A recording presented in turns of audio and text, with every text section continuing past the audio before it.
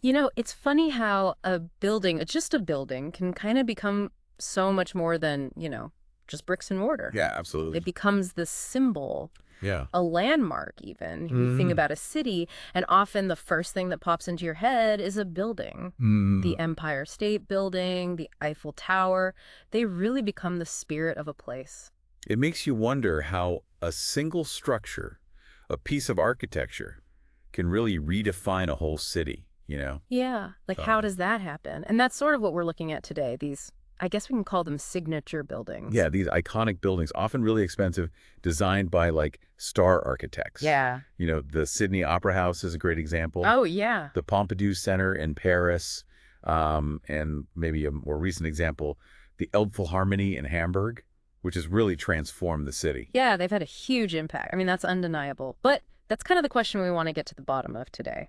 Is it worth it? Is it worth all the money, all the effort? No. Do these buildings really make cities richer, more attractive, more self-confident? I mean, sure, they're cool to look at, but do they attract tourists? Do they boost the economy? Right. Do they make people proud of their city? Do they help revitalize maybe rundown areas? That's what we're diving into today. And of course, you can't talk about this without talking about the Bilbao Effect. Right. The idea that a single building, a spectacular cultural building, can completely change a city's fortunes. And this all really started with Bilbao.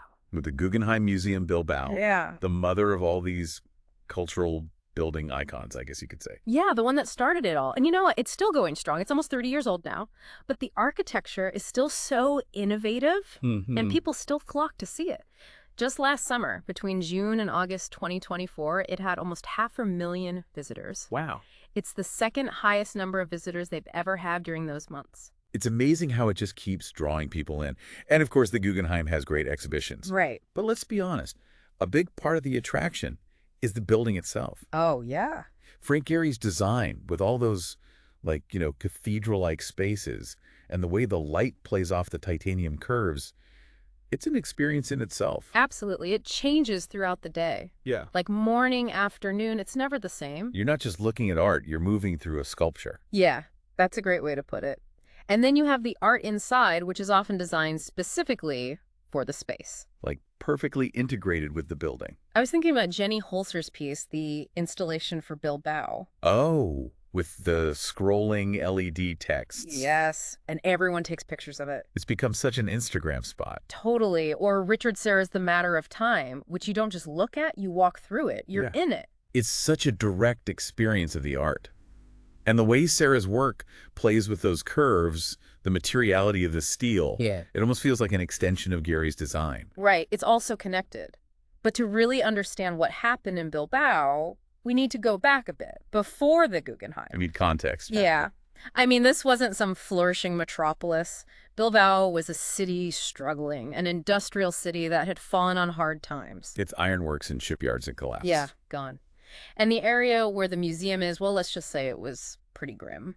Lots of abandoned factories. Yeah. Smoking chimneys. It was a tough time for the city. And the Guggenheim wasn't, just plopped down in the middle of all that. It was part of a bigger plan. Absolutely. Right. A huge effort to reinvent the city. They turned those industrial wastelands into parks. The riverfront, which had been neglected for years, became a focal point again. Okay. They built a new metro system, a convention center. So much was happening. The Guggenheim was the most spectacular part, I'd say. But it was all part of this larger transformation. And I think that's what people often miss about the Bilbao Effect. It wasn't just about the building. It was about everything around it, all those less glamorous investments that actually made the city work again. Right, the infrastructure. Right. But the Guggenheim was the symbol of all that change. It put Bilbao back on the map. Absolutely. And of course, it's hard to measure the impact of something like this. I mean, sure, you can look at how many people visited, how many hotel rooms were booked. The economic stuff. Yeah, but what about the things you can't measure?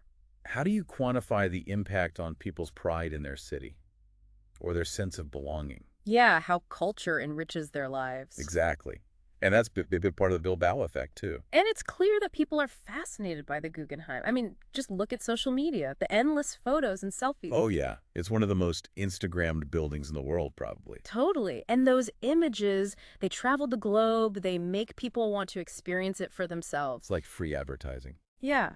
And it just keeps drawing people in. That visual impact is so important. It really is. But, I mean, to be specific, there are a few different types of impact we can actually look at. Yeah, we could break it down. Like first you have the media impact, the sheer amount of press coverage the city gets. Right, how much it's talked about, shared, photographed. Then there's the economic impact, the tourism revenue, the new jobs created, especially in the service sector. Hotels, restaurants, shops. Yeah.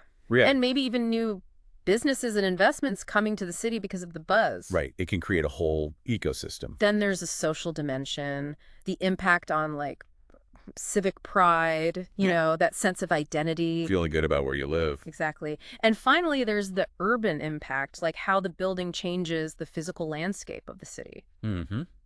How it improves public spaces, connects different parts of the city. Yeah. And I think in Bilbao, you can see all of these things happening. For sure. Yeah. The city has a different population structure now. It's attracted new businesses, Right. particularly in the service sector. Right. And it's become a much more appealing city to live in. Yeah, it's interesting how they're really focused on those public spaces around the museum.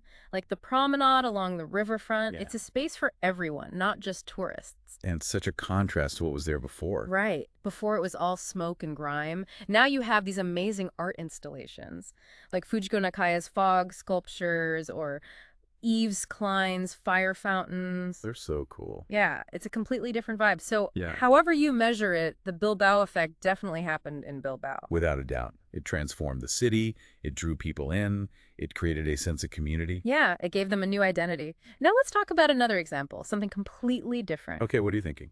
The Philharmonie de Paris. Oh, interesting choice. It's a building with a unique form, this kind of, radiance to it. And it's also had a huge impact on its surroundings. But it's in a completely different setting than the Guggenheim. Yeah, it's not in the heart of Paris. It's actually quite far from the city center in a more, diverse neighborhood next to a highway. Not exactly the typical location for a Parisian landmark. Definitely not.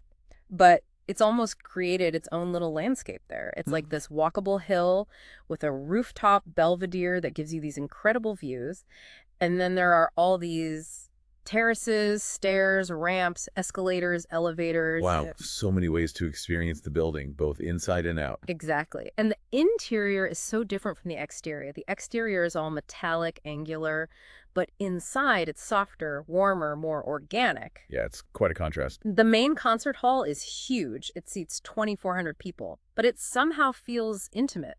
How do they do that? Well, the stage is in the center, surrounded by the audience. And then there are these cloud-like reflectors on the ceiling. Oh, I've seen pictures of those. They're amazing. They're key to the acoustics, but they're also visually stunning. So it's a feast for the eyes as well as the ears. Exactly. The architect, Jean Nouvel, described the hall as resembling these immaterial draped layers of music and light. Wow. And it really feels like that when you're in there. I can imagine. So there was a lot of skepticism initially, right? People didn't think audiences would travel all the way out there for concerts. Yeah, but they were wrong. It's a huge success. The Philharmonie gets up to 1.5 million visitors a year. And it's not just classical music. They have a very diverse program. Yeah, everything from jazz and world music to contemporary pop. And they make it affordable, especially for young people. So they've really revitalized that whole area. It's a new destination for Parisians and tourists alike. It's another example of how a building can change a city. Yeah, and it reminds us that cities have always wanted to stand out, to be unique. To build something that represents who they are. Exactly. And they want those landmarks, those architectural marvels. Because it brings attention, it attracts investment. And it gives people a sense of pride. Culture is so important for a city. It gives people meaning. It creates community. It's what makes a city more than just a place to live. Right. And in today's world, it's all about attention. Cities are competing for it. They want to attract the best and brightest, the tourists, the businesses. And they need a good story to tell. A story that captures people's imagination. And a stunning building can help tell that story. Definitely. Like the IYE Film Museum in Amsterdam. Oh, yeah, that's a good one. It's this really expressive building, almost like a sculpture. Yeah. And it's become an anchor for a whole new development area. That was desperately needed, right? Yeah. That's on the IJ waterfront, separating this new residential area from the old city center. And it has great outdoor spaces. Right by the water. So it's like a bridge between the old and the new. Exactly. Yeah. They needed something to draw people to this new area, the Overhoots district. Yeah. Which is funny because Amsterdam is already such a desirable city. Right. But even Amsterdam needs these flagship cultural buildings to stay relevant, to stay exciting. I think this is what's so interesting about these temples of high culture.